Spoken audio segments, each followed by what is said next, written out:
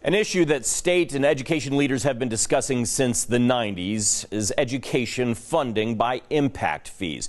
Through this particular funding method, a fee would be collected from new development and then given to public school districts to fund, say, new school buildings. Well, yesterday we told you why education advocates are pushing for this legislation, and our Anna Azalian explains how likely this kind of legislation is to be introduced and passed this session. Two Democratic lawmakers are working on a draft bill now, but this legislation has come with some controversy in the past, and some Republicans and other stakeholders still have some concerns. Now, Democratic Representative Lauren Necochea and Senator Grant Burgoyne are working on legislation they plan to introduce soon. The bill doesn't have to be complicated. All we have to do are add our school districts to the entities that are allowed to collect impact fees. There have been several proposals on this topic over the last 30 years. A couple of Democrats put forward some proposals like a couple years ago, and we just haven't been able to get a hearing. This year, Democrats are hoping to get a Republican to co-sponsor the bill. This means talking to folks on the other side of the aisle and seeing if we can finally get a green light for a hearing. But some on the other side of the aisle still have concerns, including whether this would be constitutional. And in my opinion, an impact fee would be unconstitutional, or would be likely to be held unconstitutional if it's for schools, while it's not for roads or fire departments, because those have a little different connection to every single building that's being built. The Idaho School Boards Association argues the connection isn't so different.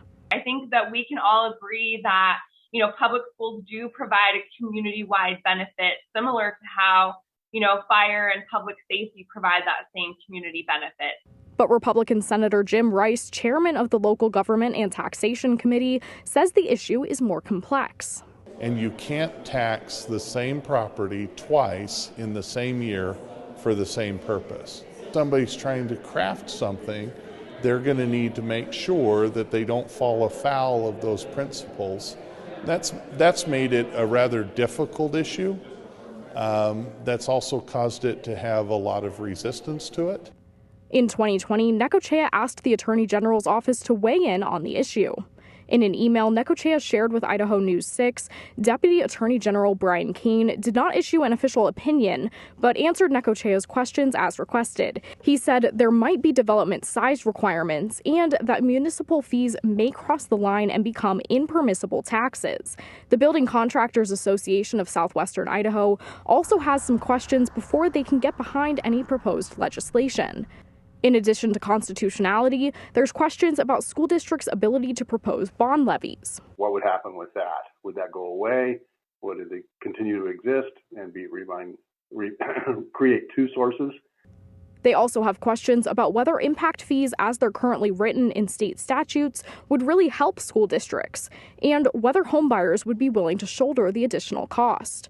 Rice says there are some other options that could be considered to address public school construction costs.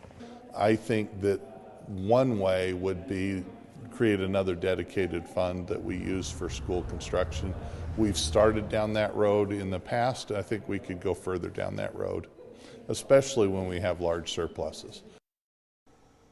We'll continue to keep you updated on any legislation that's introduced on the topic this session. In studio, Anna Azalian, Idaho News 6.